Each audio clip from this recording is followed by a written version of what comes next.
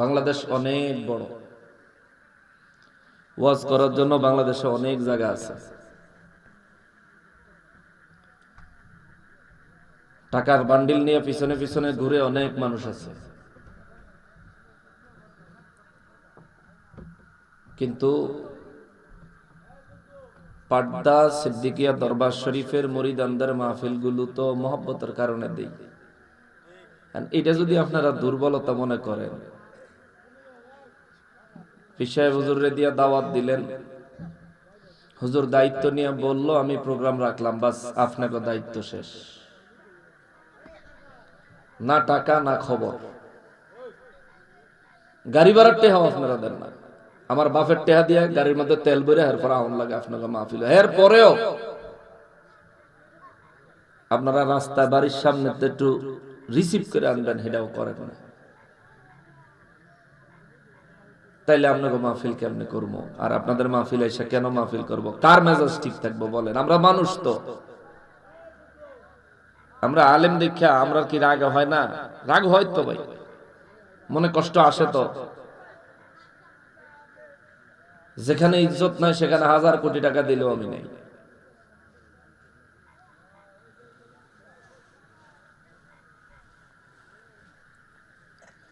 কিছু দুঃখের কথা আপনার করে কই, মাহফিলের দাওয়াত তো হুজুরে দিছে, এরপরে হেরার আর খবর নাই। কালকে রাইতে কেমনে জানি মনে পড়ছে কি জানি হইছে, এরা ফোন করে টিয়া পাঠাইবে। সকালে 10টা বাজে টাকা পাঠাইছে, 10টা না 11টা বাজে না জানি 12টা বাজে। তারপরে মাহফিলে আসমো, পাকুন দিয়া পর্যন্ত আসছি, পরেও কথা হইছে। কথা হইলে ওনারা আমার রিসিভ করবে, কারণ আমি আরো 2বার এখানে আসছি, কিন্তু আমরা তো রাত্রে আসি, রাত্রে যাই, আমরা রাস্তা কিন্তু খেয়াল রাখতে পারি না। রাত্রে আসি আমরা, গুগল ম্যাপ ধরে চলে আসি, গুগলের ম্যাপ ধরে চলে আসি, আবার যাওয়ার সময় ম্যাপ ধরে চলে যাই। আমরা কিন্তু রাস্তা ঠিক মতো চিনতে পারি না। যারা প্রফেশনাল ড্রাইভার এরাও অনেক সময় মাহফিলের রাস্তা ভুলে যায়, খেয়াল থাকে না। আইয়া কতক্ষণ এলাকা ঘুরছি গাড়ি, নিজেই তো ড্রাইভিং করতেছি। কিশোরগঞ্জ আইয়া ফোন দিছি, এবছর ফোন ধরে নাই, মনে হয় শুনে নাই আর কি, ফোন ধরে নাই। আমার বয়ানের টাইম হইলো রাত্রে 12টায়। তো গড়িটা দেখবো না যে 12টা যে বাজে যাইতেছে, হুজুর যখন আইতাছে না একটা খবর লই, তাই না? যে একটা খবর লই কই আছে বারবার। আচ্ছা, এখন খবর তো লয় নাই, আমি তো জাস্ট টাইম 12টা বাজায় পৌঁছাই গেছি। নাই ড্রাইভার, গাড়ি চালান লাগে নিজের। আমরা ড্রাইভার থায় না, আপনাকে জ্বালা আমরা দিকে সহ্য করি, আর কেউ সহ্য করে না। খাদেম রাখলেও 2-1 মাস পর পর জায়গা, ড্রাইভাররাও 2-1 মাস পর পর জায়গা। শুধু পারি না আমি ফলাইতাম। সৌদি আরব গেল, ফোন করে হুজুর আঙ্গ মাহফিল অমুক দিন করবেন। ভালোবাসাটা দিয়ে আমি কলজাটা দিব, ভালোবাসা দিতেন না, দরকার নাই মাহফিলে। মাহফিল করে আমরা সুখে নাই, ঘুমানোর টাইম নাই, খাওয়ানোর টাইম নাই। শরীরে যে অসুস্থ ডাক্তার দেখামো এই সময় নাই হাতে, যে ডাক্তারের কাছে একটু যাবো, শরীরের কি কন্ডিশন একটু জানতাম। বিভিন্ন রোগ বিমার আল্লাহ আমাদেরও দেয়, আপনাদেরকেও দেয়, আমাদেরকেও দেয়। তার জন্য চিকিৎসা নেওয়ার জন্য যাওয়ার সুযোগ আমাদের হয়ে ওঠে না। আমরা এমন মুসিবতে আছি। তবে সবসময় আশায় থাকি আপনারা একটু ভালোবাসবেন, একটু মহব্বত দিবেন, একটু ইজ্জত দিবেন, বাস এইটুকুই। এই মাহফিলটা যে করে আবু সাইদ ভুইয়া, আবু সাইম ভুইয়া না, আব্দুল কুদ্দুস ভুইয়া, আমি এই লোকটারা জানি। এই লোকটা অত্যন্ত কষ্ট করে মাহফিলটা করে। পিসা হুজুরের একটা কথায় মাহফিলে আইলাম ফেরত, যে হুজুর কালকে ওয়াহাবিরা কইব, বিভিন্ন বাজে কথা বলবো ওয়াহাবিরা। তো চিন্তা করছি ওয়াহাবিগো মোহ জুতা মেরা দিয়ে, ঠিক কিনা বলেন? তো আইলাম। এখন আপনারা যদি মহব্বত দেন তাহলে জুত মতন হগলতে মিল্লা জুতা মারমু, আর যদি মহব্বত না দেন তা আমি একলাই মেরে থুয়ে যাবো ইনশাআল্লাহ।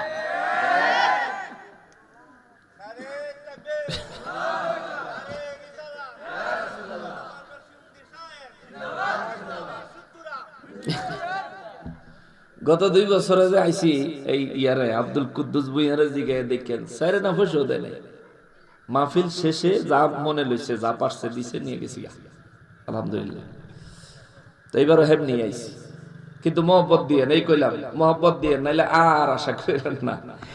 এবার আমি আলোচনায় ঢুকবো, যদি আপনারা কিছুক্ষণ শোনেন, আর নাইলে আসলাম আপনাদের সাথে কথা বললাম, এরপরে শেষ করে দেই। হুজুর আসছেন, দোয়া করবেন। হুজুর অসুস্থ শুনলাম, আমি তো ভাবছি যে হুজুর বুঝে এখানে আছে, পরে হুজুর ফোন করলেন যে আমি তো অসুস্থ, আমি যাইতে পারি নাই, আপনি ফেরত আসেন, আমি আপনাদের সহ নিয়ে যাব, আমি অসুস্থ মানুষ। তো হুজুর আসছে, হুজুরের রিকোয়েস্টে আসলাম ইনশাআল্লাহ। তবে এটা প্রথমবার এবং এটা শেষবার। আল্লাহ তাআলা আমাদেরকে সুসম্পর্ক বজায় রেখে দ্বীনি অনুষ্ঠানগুলো সুন্দরভাবে বাস্তবায়ন করার তৌফিক দান করেন। সবাই পড়ি আমিন। মহব্বতে বলেন আল্লাহুম্মা সাল্লি আলা মাওলানা মুহাম্মদ ওয়া আলা আলিহি মাওলানা। আমি বয়ান করার জন্য কোরআনুল করিম থেকে সূরা ফজরের 21 নম্বর আয়াতে কারিমা থেকে 30 নম্বর আয়াতে কারিমা পর্যন্ত তেলাওয়াত করেছি। সূরা ফজর 30 পারার মধ্যে রয়েছে।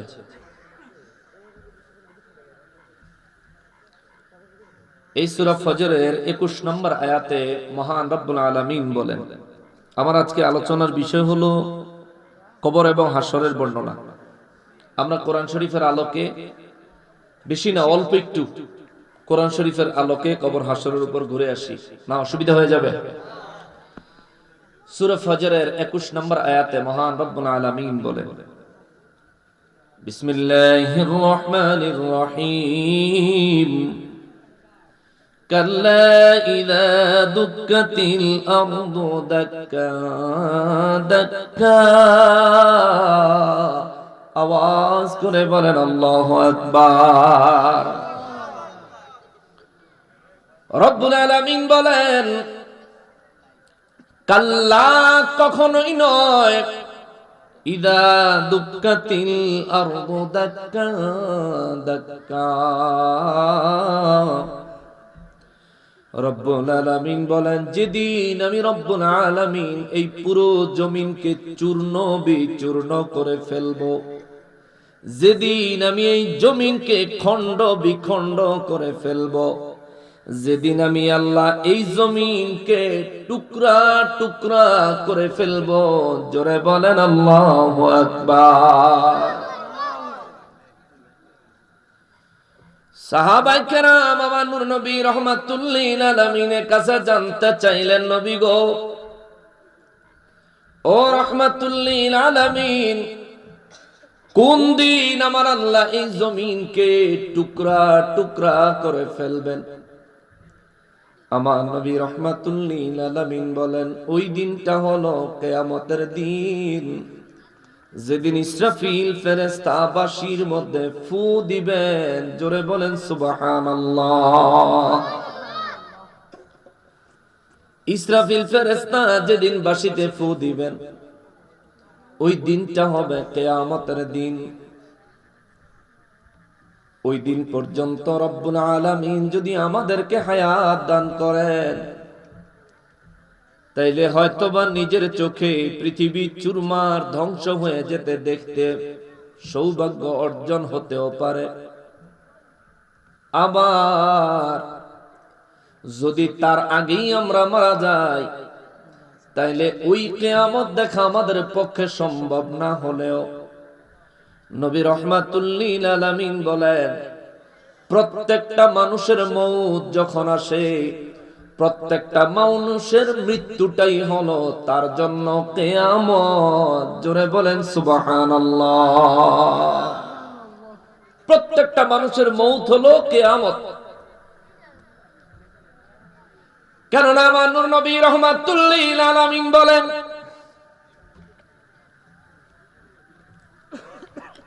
কিয়ামতের অর্থ হলো আল্লাহ তামাম সৃষ্টিকে ভেঙে শেষ করে দেওয়া, ধ্বংস করে দেওয়া। আর মানুষের মৃত্যু হলো তার দুনিয়ার জিন্দেগিকে ধ্বংস করে দেয়। মানুষের জীবনে যত আশা আকাঙ্ক্ষা রয়েছে ধ্বংস করে দেয়। মানুষের দুনিয়ায় যত সম্পত্তি আছে এই সম্পত্তির সাথে মালিকানা ধ্বংস করে দেয়। কিশোরগঞ্জে কোনো মানুষ মারা গেলে এই মানুষের যত সম্পদ আছে এই সম্পদের মালিকানা মৃত ব্যক্তির নামে কি থাকে? জোরে বলেন, থাকে। মারা যাওয়ার সাথে সাথে সম্পদের মালিক হয়ে যায় সন্তানেরা। মারা যাওয়ার সাথে সাথে সম্পদের মালিক হয়ে যায় ওয়ারিসেরা।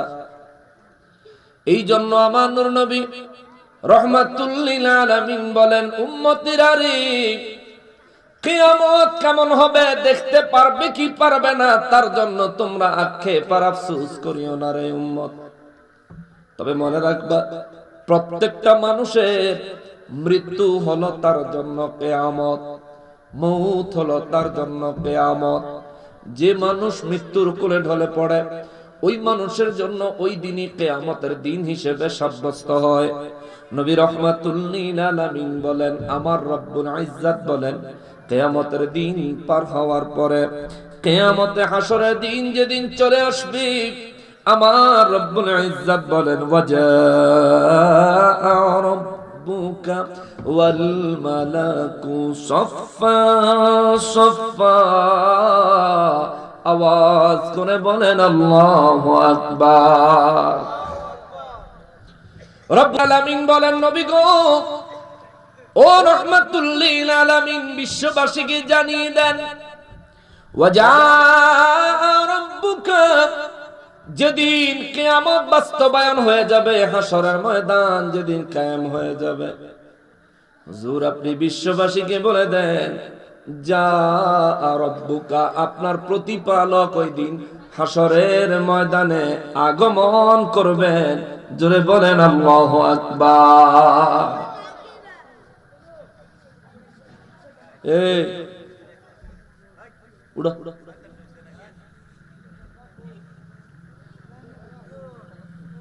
দুষ্টামি করুন যাবে না, চুপ। রব্বুল আলামিন কালামে হাকিমের মধ্যে হাসরের ময়দান সম্পর্কে আমার আল্লাহ বর্ণনা দিচ্ছেন। যে বর্ণনাগুলো আজকে হয়তো শুনবেন, কিন্তু এই ঘটনাগুলো যেদিন ঘটবে সেদিন ওই ময়দানে আপনি এবং আমি, আমরা সবাই হাজির থাকব। সৃষ্টির মধ্যে এমন একজন মানুষ নাই, এমন একজন জিনজাতি নাই যে কিনা হাসরের ময়দানে দাঁড়ানো লাগবে না। রব্বুল আলামিনের এমন একজন সৃষ্টিও নাই যে সৃষ্টিকে আমার আল্লাহ হাসরের ময়দানে দাঁড় করাবেন না। প্রত্যেকটা সৃষ্টিকেই আমার আল্লাহ হাসরের ময়দানে দাঁড় করাবেন।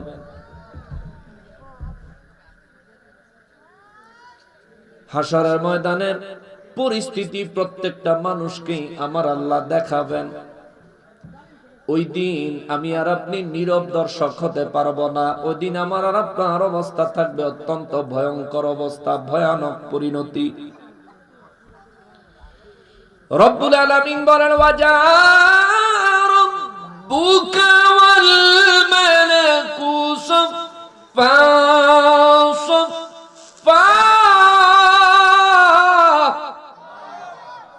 রব্বুল আলামিন বলেন, নবী গো, ও রাহমাতুল লিল আলামিন, বিশ্ববাসীকে বলে দেন, আজ দুনিয়ায় তোমরা যাই করো না কেন, রব্বুল আলামিন তোমাদের সমস্ত অবস্থা দেখেন। সুবহানাল্লাহ। আমরা যাই করি দেখেন কি? জোরে বলেন কি? সবাই বলেন কি? আমরা যাই করি না কেন আমার আল্লাহ দেখেন। বিশ্বাস আছে নি? একটু দুর্বলতা আছে আর কি, যে হুজুর আমরা তো আল্লাহরে দেখি না, এর লিগে একটু দুর্বলতা আছে। আমাদের ঈমান কি এমন? বলেন, আমাদের ঈমান কি এমন?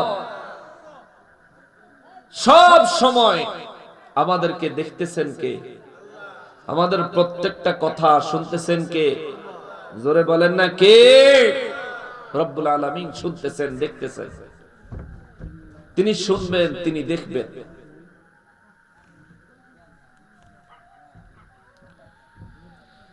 দুনিয়ার জমিনে সমাজের মানুষকে, পরিচিত জনদেরকে, দুনিয়ার মানুষদেরকে লুকাইয়া আমরা যত পাপ করি, এই পাপের কাজগুলো দুনিয়ার কোনো মানুষ না দেখলেও একজন দেখেন, তিনি কে? আরো জোরে বলেন না কে?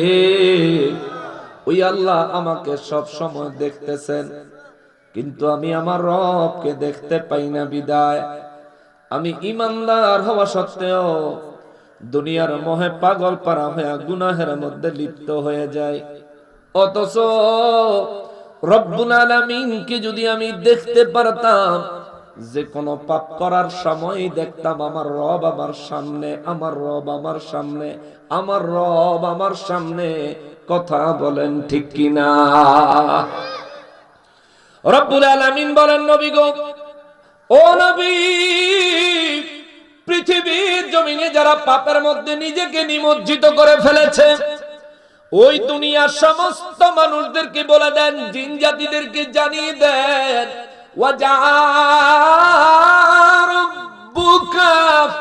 এই মানুষগুলোর সমস্ত কর্ম আমি আল্লাহ দেখি, কিন্তু মানুষগুলি আমারে দেখে না। কিন্তু হাশরের ময়দানে আমি রব্বুল ইজ্জত সবার সামনে আগমন করব। সুবহানাল্লাহ, আল্লাহু আকবার। হাশরের ময়দানে আমি রব্বুল ইজ্জত সবার সামনে আগমন করব। সেদিন এমন পরিণতি হবে গো নবী, দুনিয়ার মানুষ তো মুসিবতে ভয়ের কারণে ইয়া নাফসি ইয়া নাফসি রব্বি ইয়া রাব্বি ইয়া নাফসি বলতে বলতে হয়রান হয়ে যাবে। জিন জাতীয় এমন অবস্থায় পড়বে, মানুষের গুনাহ আছে, জিনেরও গুনাহ আছে, মানুষের নেক আছে, জিনেরও নেক আছে। নেক আর গুনাহের আমল মানুষও করে, জিন জাতীয় করে, কিন্তু ফেরেশতারা করে। ফেরেশতারা করে, ফেরেশতাদের একটাই কাজ, তারা শুধু নেক আমল করে। ঠিক না? কি করে? নেক আমল। গুনাহ করে ফেরেশতারা। এই আড়াআড়ি করতেছো, বসো।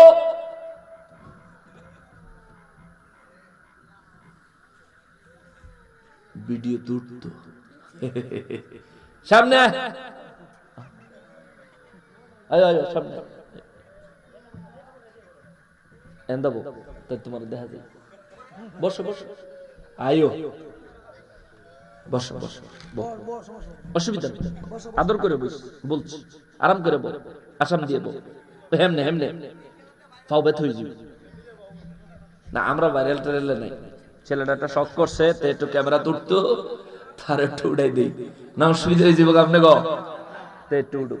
আব্বা পরে টুপি মাথার দম লাগবো, টুপি আসেনি পকেট গো। আচ্ছা আবার পরে আইলে লই আইও, কেমন? আচ্ছা এখন বইলো বইলো বইলো, অন লাগতো না, থাক থাক থাক, অন গরো গিয়া আবার আইবা, ডিস্টার্ব হইছে। আমি এমনি বাচ্চাদেরকে একটু বেশি ভালোবাসি, পোলাপেন একটু বেশি আদর করি, এটা আমার অভ্যাস, আমার ভালো লাগে। আমি বাচ্চাদেরকে একটু বেশি ইয়ে করি। আমি কমলাপুরে পুরাতন বাজার মসজিদে যখন নামাজ পড়াইতাম, আমার মসজিদে বাচ্চারা বুঝে যেত। আমার মসজিদের কিন্তু কোনো মহল্লা ছিল না, এটা এমন সাইডে পড়ছে, একদিকে রেলওয়ের আইসিডি গেট, যেখানে বিদেশ থেকে মাল সামান আসে, আর আরেক দিকে হইলো রেলওয়ের নার্সারি। অর্থাৎ এমন একটা জায়গাতে মসজিদ, এটার আন্ডারে কোনো মহল্লা নাই। কিন্তু আমার মসজিদে এত পোলাপাই নাই, তো বাচ্চারা এলে আদর করতাম যে, এই জন্য আসলে আমাদের উচিত এটাই, বাচ্চারা মসজিদে আসলে দুষ্টামি করলে ওদেরকে আদর করা উচিত। কিন্তু আমাদের দেশে কিছু মুরব্বীরা আছে, ফুলাদের দুষ্টামি করলে লাড়ি দিয়ে দূরে ওরম করেন না। আপনাদের পরে এই আল্লাহর ঘর মসজিদের মুসল্লি হিসেবে খোরাক এরাই হবে। অতএব আপনারা এদেরকে আদর দিয়া, ভালোবাসা দিয়া মসজিদের দিকে ধাবিত করতে হবে। কথা বলেন ঠিক কিনা? নবীজি আদর করতেন বাচ্চাদেরকে, অনেক আদর করতেন। বাচ্চাদেরকে দেখলে নবীজি সালাম দিতেন। বাচ্চারা যে সালামের জবাব জোরে দিত, তার জন্য নবীজি খেজুর হাদিয়া দিতেন। সুবহানাল্লাহ। যে জবাব দিত না, তারে বলতেন আপনি জবাব দিলে আপনাকেও দিব, তো সালামের জবাব দিতেন। দিলে নবীজি তারও হাদিয়া দিতেন।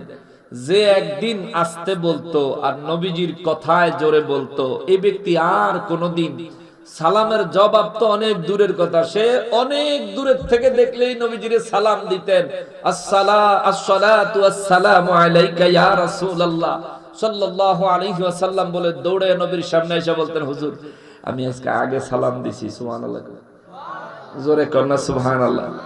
হাত পাতাটা বুঝছেন তো? নবীজি সালাম দিলেও হাদিয়া দিতেন, নবীকে সালাম দিলেও নবীজি বাচ্চাদেরকে হাদিয়া দিতেন। জোরে কন্যা সুবহানাল্লাহ। যদিও এটারে অনেকে বলবে যে বাচ্চাদেরকে তো লোভ দেখাইলেন, না না না, যে যেটা বুঝে। আজ যদি বাচ্চারা সামান্য দুনিয়াবি কোন জিনিসের মায়ায় মসজিদমুখী হয়, যেদিন বুঝবে যে আসলে মসজিদে তো এটার লেগে আওনারে, মসজিদে আসা হচ্ছে পরকালের জিন্দেগিকে নূরানি করা, পরকালের জিন্দেগিকে জান্নাতবাসী করার জন্য মসজিদে আসা। তো মসজিদে আসার অভ্যাস তো তার আছে, ওই যেদিন বুঝতে আইসা পড়বে, তার ভিতরে তাকওয়া আইসা পড়বে, আল্লাহ রাব্বুল ইজ্জত তারে আল্লাহর ওলি হিসেবে কবুল করে নিবে। জোরে কন্যা সুবহানাল্লাহ। এই জন্য বাচ্চাদেরকে একটু মায়া করতে হবে, ভালোবাসতে হবে। তোমার নাম কি আব্বা? হ্যাঁ, আশরাফুল। মাশাআল্লাহ, সুন্দর নাম আশরাফুল। মুসলমানের আরিফ, আমার পেয়ারা নবীর উম্মতের আরিফ, মহান রব্বুল আলামিন সূরা ফজরের 22 নম্বর আয়াতে কারিমার মধ্যে বলেন, নবী গো, ও নবী, দুনিয়ার মধ্যে মানুষ গুনাহ করে, নেক করে, জিন জাতি গুনাহ করে, নেক করে। মানুষের নেকের খাতা আছে, আবার গুনাহের খাতাও আছে। মানুষের নেক আমলের খাতা আছে, আবার পাপেরও খাতা আছে। কিন্তু ফেরেশতাদের কোনো পাপের খাতা নাই, কারণ তারা আল্লাহর হুকুমের বাইরে এক কদম চলেন না, আল্লাহর নির্দেশনার বাইরে তারা কোনো কিছুই করেন না। কিন্তু রব্বুল ইজ্জত বলেন, কিয়ামতের দিন হাসরের ময়দানটা এমন কঠিন হবে গো নবীজি, বিশ্ববাসীকে বলে দেন, প্রতিটি মানুষ সেখানে দাঁড়ানো থাকবে, প্রতিটি জিন জাতি সেখানে দাঁড়ানো থাকবে, প্রত্যেকটা সৃষ্টি সেখানে দাঁড়ানো থাকবে। আর ওয়াজা রব্বুকা, আমি আপনার প্রতিপালক, আপনার রব, এই তামাম সৃষ্টিকুলের রব, সমস্ত সৃষ্টিকুলের রব, আমি সেদিন প্রকাশ্যে নূরের পর্দা মোবারক সরায়া আমি আল্লাহ হাসরের ময়দানে হাসরবাসীদের সামনে সরাসরি উপস্থিত হব। চিৎকার দিয়া বলেন আল্লাহু আকবার। সাহাবায়ে কেরাম বলেন, নবী গো, ও নবী, যেদিন মহান রব্বুল আলামিন একেবারে নূরের পর্দা মোবারক গুলি সরায়া, যেদিন আমার রব একেবারে সরাসরি বান্দাদের সামনে হাজির হবেন, ওই দিনের পরিস্থিতিটা কেমন হবে? আমার নবী বলেন, আদম নবী থেকে আরম্ভ করে 1,23,999 জন নবী ইয়া নফসি ইয়া রাব্বি ইয়া নফসি ইয়া রাব্বি ইয়া নফসি নফসি বলে বলে চিৎকার দিবে। সমস্ত মানুষগুলো দিশাহারা পাগল পারা হয়ে যাবে, সমস্ত জিনজাতিগুলো দিশাহারা পাগল পারা হয়ে যাবে। শুধু তাই না, এমন কি ওয়াল মালাকু সাফফা সাফফা, আওয়াজ করে বলেন আল্লাহু আকবার। রব্বুল আলামিন বলেন, নবী গো, জানায়া দেন, সেদিন আমি রব্বুল আলামিনের ভয়ে, আমি রব্বুল আলামিনের ভয়ে ওই দিন সমস্ত ফেরেশতারা কাতারে কাতারে দাঁড়িয়ে যাবে। আল্লাহু আকবার। সারিবদ্ধ হয়ে দাঁড়ায় যাবে, লাইন ধরে দাঁড়ায় যাবে। আমার রব্বুল ইজ্জত বলেন, নবী গো, বিশ্ববাসীর এই জিনিসটা একটু বুঝাইয়া বলেন, বিষয়টা একটু বুঝাইয়া বলেন, বিশ্বের মানুষদেরকে অন্তর দিয়ে অনুধাবন করতে বলেন। যেই ফেরেশতারা কখনোই কোনো পাপ করে না, যেই ফেরেশতাদের দ্বারা কখনোই কোনো গুনাহ হয় না, ইয়া রাসূলুল্লাহ বিশ্ববাসীকে বলেন, ওয়াল মালাকু সাফফা সাফফা, ওই দিন এই ফেরেশতাগুলো সিরিয়ালে লাইনে সারিবদ্ধভাবে দাঁড়ায় যাবে।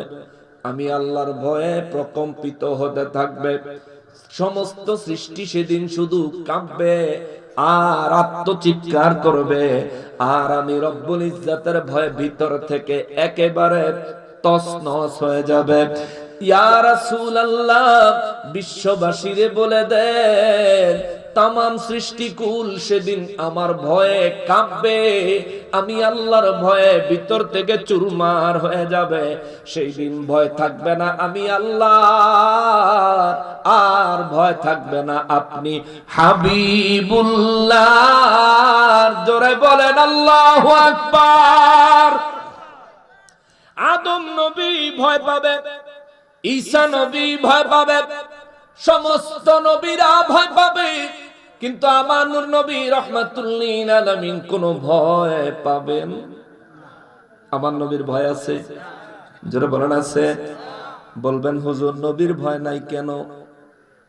কারণ হলো হাসরের ময়দান সাজাইছেন কি? জোরে বলেন, আরো জোরে বলেন। আপনি একটু অন্তর থেকে একটা কল্পনা করতে পারবেননি? একটা কল্পনা আনতে পারবেন? মনে করেন এই মুহূর্তে আমরা হাসরের ময়দানে, আমরা কি হাসরের ময়দানে দাঁড়ানো লাগতো না? বলেন লাগতো না? এখানে এই যে ছেলেটা পরিপূর্ণ, তোমার বয়স কত আব্বা? 12 বছর, মাশাআল্লাহ। নামাজের হিসাব শুরু হয়ে গেছে। নামাজ পড়োনি আব্বা? নামাজ পড়ো, হ্যাঁ 5 ওয়াক্ত নামাজ পড়ো। এখানে যত শিশু বাচ্চারা আছে এরাও, যত কিশোররা আছে এরাও, এমনকি যত যুবক ভাইয়েরা আছে এরাও, এখানে যত মধ্যম বয়সী পুরুষেরা আছেন তারাও, এইখানে যত বয়স্ক মুরব্বী বাবারা আছেন তারাও, পর্দার আড়াল থেকে যেসব মা বোনেরা বয়ানটা শুনছেন তারাও, যারা শুনতেছে না তারাও, এমনকি যারা পৃথিবী থেকে বিদায় হয়ে গেছেন তারাও, যারা পৃথিবীতে এখনো আসে নাই তারাও, প্রত্যেকটা মানুষ, প্রত্যেকটা সৃষ্টি হাসরের ময়দানে দাঁড়ানো লাগবে। এই যে কথাগুলো বলতেছি প্রত্যেকটা বিষয় আপনারা চোখের সামনে সেদিন ঘটবে। ঘটার পরে সেদিন আফসোস করলে কোনো ফায়দা হবে না। সামনের দিকে কথাগুলো আমি না, স্বয়ং আল্লাহ বলেছেন। জোরে বলেন আল্লাহু আকবার। সেদিন 18,000 মাখলুকাতের প্রত্যেক চিন্তায় থাকবে, প্রত্যেকে চিন্তামগ্ন থাকবে, কিন্তু আমার নবী রাহমাতুল লিল আলামিন কোনো চিন্তায় থাকবেন না, নিজের জন্য কোনো ভয় থাকবেন না। তবে একটা ভাবনা নবীর ঠিকই থাকবে, একটা ভাবনায় নবী ঠিকই কান্নাকাটি করবেন। ওই ভাবনাটা হলো কি করে নবীর উম্মতদেরকে জান্নাতে নিয়ে যাওয়া যায়। চিৎকার দিয়া বলেন সুবহানাল্লাহ। কিভাবে উম্মতদেরকে জান্নাতে নিয়ে যাওয়া যায়, এই একটা চিন্তা ছাড়া অন্য নবীর কোনো ভয় নাই, চিন্তারও কোনো কারণ নাই। কিন্তু আফসোস আমাদের দেশে এমন আলেম আছে যে বক্তব্য দিছে, তেওবেলা আলেম, যে নবীজি হাসরের ময়দানে নবীজির নেক আমল বেশি হয় না গুনাহ বেশি হয়, এটা নিয়ে নবী নিজেই চিন্তায় থাকে। জোরে কন্যা নাউজুবিল্লাহ। কিশোরগঞ্জের মানুষের ঈমান তো এত দুর্বল না, জোরে কন্যা নাউজুবিল্লাহ। আচ্ছা, আমার নবী জীবনে গুনাহ করছেন, একটা গুনার বর্ণনা এই নীল আকাশের নিচে জমিনের উপরে কোন মায়ের সন্তান বাবার ফুট দিতে পারবে? বলেন দিতে পারবে?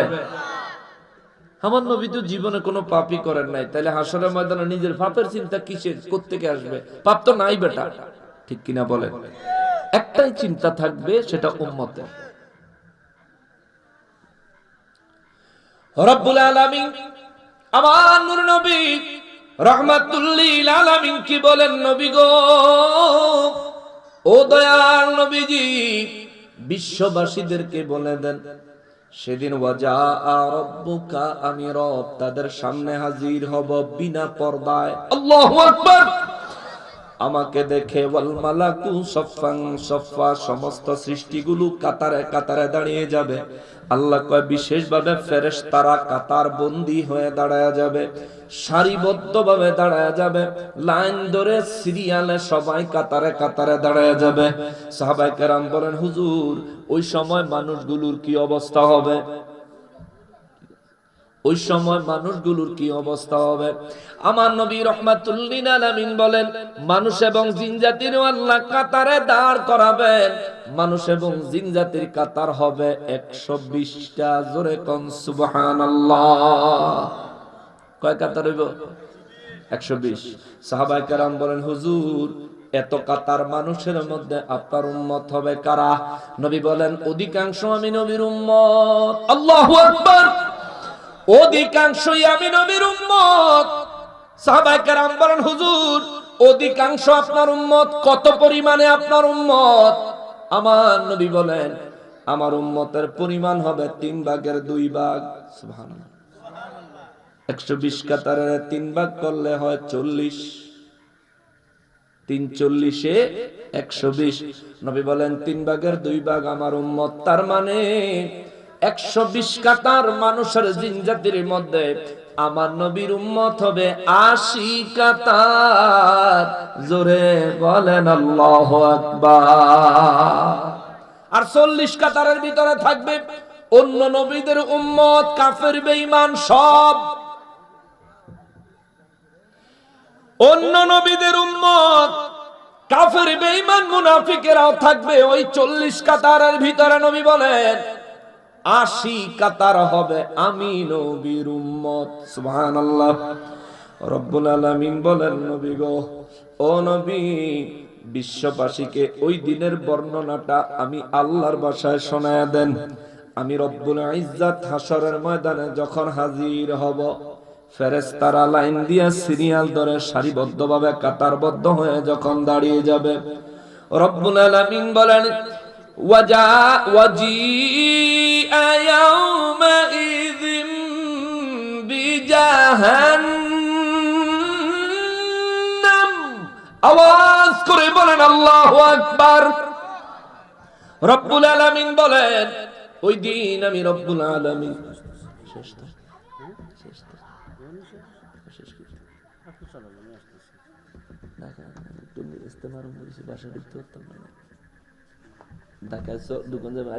খুব কষ্ট হয়েছিল।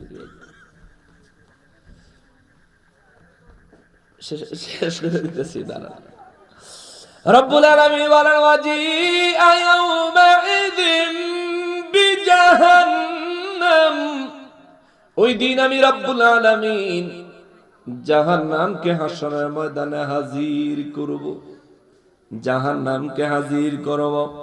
ইয়াউমাইযি ইয়াতাযাক্কারুল ইনসানু ওয়া আন্না লাহুয যিকরা। সেই দিন দুনিয়ার মানুষগুলো আমি আল্লাহর জিকির করতে চাইবে। আজকে জিকির করলে আওয়াজ আসে না। আজ আল্লাহু আকবার বলতে বললে আওয়াজ আসে না। আল্লাহ কয়, ইয়াউমাইযি ইয়াতাযাক্কারুল ইনসান।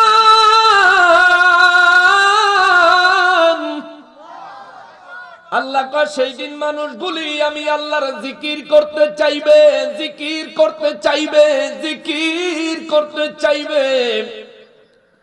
ওয়া আন্না লাহুয যিকরা। আল্লাহ কয়, কিন্তু তার সেদিনকার চিৎকার, সেদিনকার জিকির তার জন্য কোনো কাজে আসবে না।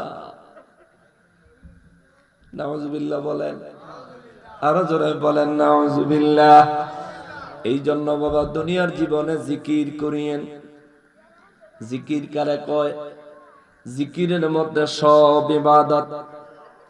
নামাজ আল্লাহর জিকির, কোরআন তেলাওয়াত আল্লাহর জিকির, মাহে রমজানের রোজা রাখা আল্লাহর জিকির, নবীর উপর দুরূদ ও সালাম পড়া আল্লাহর জিকির, নবীর মহব্বতে নবীকে সালাম পেশ করা আল্লাহর জিকির। সমস্ত ইবাদতগুলি আল্লাহর জিকির, আল্লাহর জিকির, আল্লাহর জিকির। জিকির মানে শুধুমাত্র, জিকির মানে শুধুমাত্র জিকির মানে শুধুমাত্র ফাজলামি করস ভাইবে,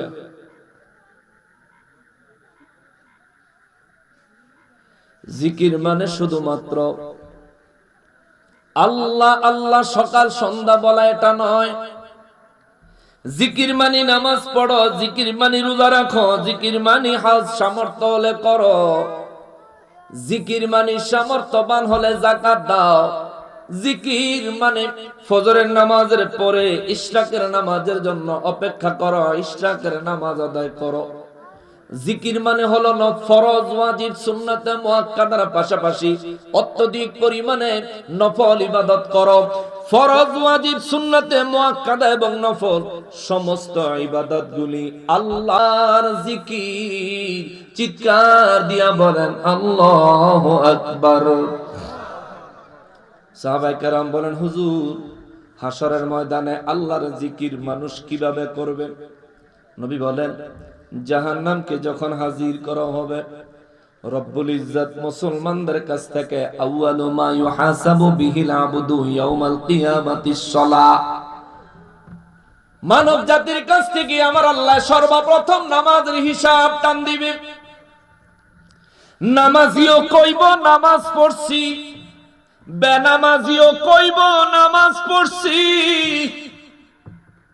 আমাদের সমাজে কিছু মানুষ আছে না, নামাজ না পড়ে যদি নামাজ পড়ছে না পড়ছি না, এরকম কথা কইতে আসেনি। এরা হাশরের ময়দানে চিন্তা করব, নামাজ পড়ছি আমি যদি কইয়া ফালাই আল্লাহ আমারে ধরবো কেমনে?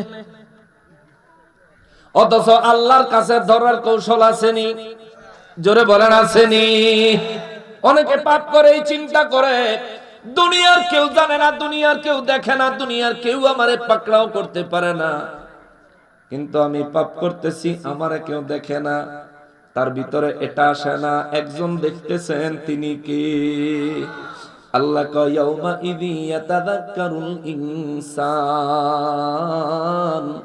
সেই দিন দুনিয়ার মানুষ আমি রব্বুল আলামিনকে জিকির করতে চাইবে, আমার জিকির প্রকাশ করতে চাইবে। সাহাবায়ে কেরাম বলেন, হুজুর কিভাবে? নবী বলেন, যখন নামাজের হিসাব টান দিবে, নামাজি বলবে আল্লাহ নামাজ পড়েছি। বেনামাজিরে জিজ্ঞেস করবে নামাজ পড়ছো নি? বেনামাজিও কইব আল্লাহ নামাজ পড়ছি। সাহাবায়ে কেরাম বলেন, হায় হায় ইয়া রাসূলুল্লাহ, সেদিন অবস্থাটা কি হবে? আমার নবী বলেন, বেনামাজি যখন মিথ্যা কথা বলবে রে, বেনামাজি যখন খুদ রব্বুল আলামিনের সামনে মিথ্যা কথা বলবে, আমার আল্লাহ তখন তাকে মিথ্যাবাদী বলবেন না। আল্লাহ তারে বলবেন, তুমি যদি দুনিয়ায় নামাজি হয়ে থাকো, আজকে হাশরের ময়দানে একটা সেজদা দিয়া দেখাও। জোরে বলেন আল্লাহু আকবার। আজকে একটা সেজদা দিয়া দেখাও। সেজদা দেওয়া কি সহজ না কঠিন? সহজ। আমরা দুনিয়ায় যে সেজদা দেই সহজ না।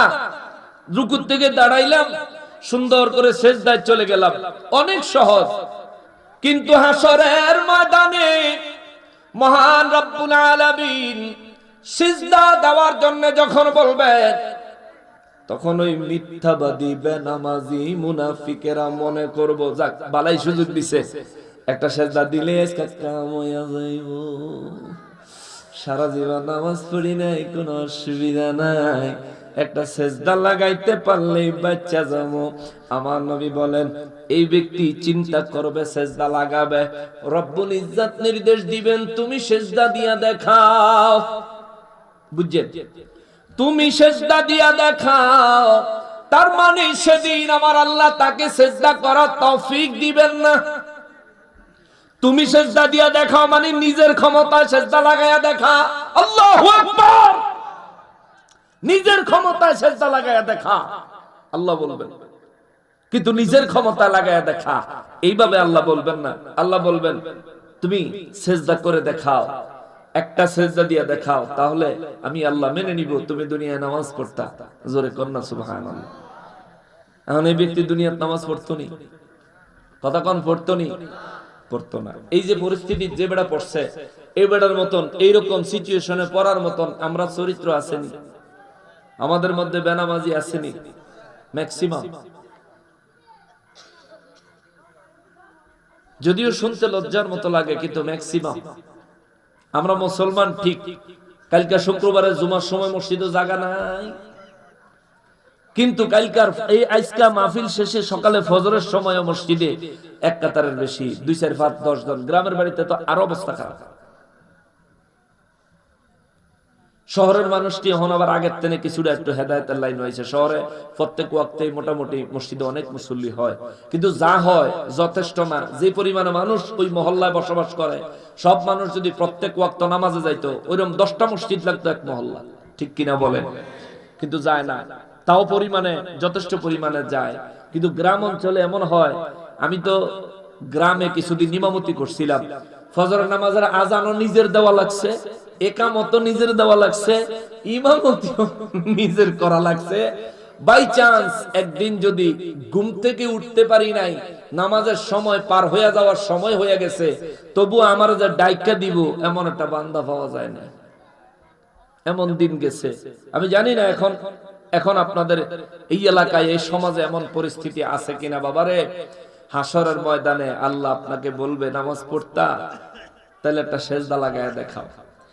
সেই দিনের কথা আমার আল্লাহ বলেন, ইয়াউমা ইযিন তাযাক্কারুল ইনসানু ওয়া আন্না লাহু যিকরা।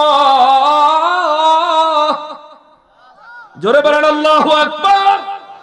রব্বুল আলামিন বলেন, ওই দিন মানুষ সিজদা দেওয়ার জন্য, আমি আল্লাহর জিকির করার জন্য চেষ্টা করবে, কিন্তু লাভ হইতো না, তার কোনো ফায়দা হবে না। আমি আল্লাহ বলবো একটা সিজদা দিয়ে দেখাও।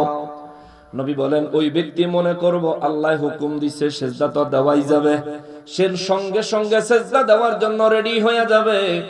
রব্বুল আলামিন বলেন, সে রেডি হইতে দেরি হবে, তার মাথা থেকে ধরে পায়ের একেবারে গোড়ালি পর্যন্ত শরীরের যতগুলো জয়েন্ট আছে, জোড়া শরীরে যতগুলো জয়েন্ট আছে, রব্বুল ইজ্জাত যেহেতু তাকে তৌফিক দিবেন, বলেন নাই, বলেছেন তুমি সিজদা করে দেখাও। আল্লাহর হুকুম নির্দেশ না থাকার কারণে সেই দিন ওই ব্যক্তির পুরো শরীরটা সোজা হয়ে একেবারে শক্ত হয়ে যাবে। কোনো একটা জয়েন্ট সোজা থেকে বাঁকবে না, সোজা জয়েন্ট সোজা থাকবে, একটা জয়েন্টও বাঁকা হবে না। যদি কোমর বাঁকা না হয়, রুকু চলবে না।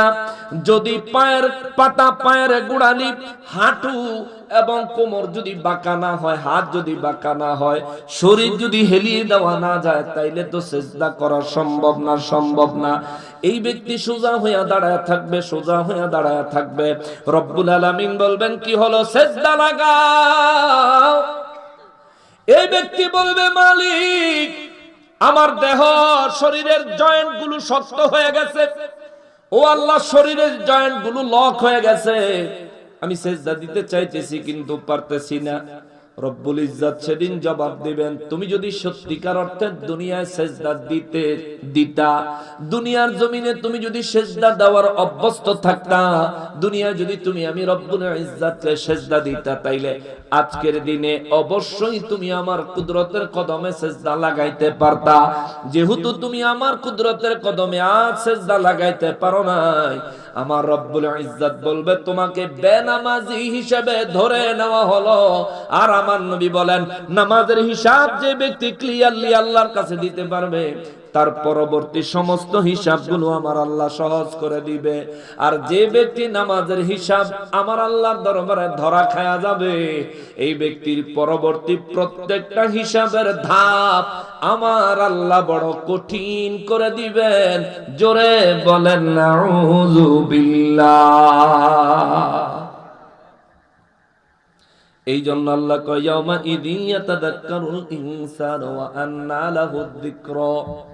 কিছু মানুষ সেদিন আমি আল্লাহ জিকির করতে চাইবে, কিন্তু এই জিকির তাদের কোনো লাভে দিবে না, তাদের কোনো ফায়দা হবে না। বরং যখন আমি আল্লাহকে সিজদা দেওয়ার চেষ্টা করে ব্যর্থ হবে, আর ওয়াজিআ ইয়াউমা ইযিন বিজাহান্নাম, তার সামনে আমি রব্বুল আলামিন যখন জাহান্নামকে হাজির করব, জাহান্নাম দেখা সিজদা না দিতে পাইরা সে একটা আফসোস করবে, একটা আক্ষেপ করবে। ইয়াকুলু ইয়া লাইতানি কদ্দামতু লিহায়াতি আল্লাহু আকবার। আল্লাহ কয়, শেষ কথা এটা, আল্লাহ তাআলা বলেন ইয়াকুলু, এই ব্যক্তিটা বলবে ইয়া লাইতানি, হায় আমার আফসোস, আহারে আমার আক্ষেপ, কদ্দামতু লিহায়াতি, আমি যদি ওই দুনিয়ার মানে এই দুনিয়ার হায়াতে জিন্দেগিতে আজ হাসরের ময়দানের জন্য কিছু আমল করতাম। সুবহানাল্লাহ। একটা আফসোস করবে, হায় আমি যদি আজকের এই দিনের জন্য, এই হাসরের দিনের জন্য দুনিয়ায় কিছু আমল করতাম। ইয়াকুলু ইয়া লাইতানি কদ্দামতু লিহায়াতি, নিজের উপর নিজে আক্ষেপ করবে, আফসোস করবে। সব হারায় আফসোস করলে কোনো লাভ হবে? বলেন কোনো লাভ হবে? কিন্তু আজ আপনাদের কাছে মহান রব্বুল আলামিনের এই কথাগুলো পৌঁছে দিলাম, সব হারায়া কবরে হাসরে যায়েন না। এই দুনিয়া পরকালকে কামাই করার জন্য, এই দুনিয়া পরকালের শান্তি কামাই করার জন্য, এই দুনিয়া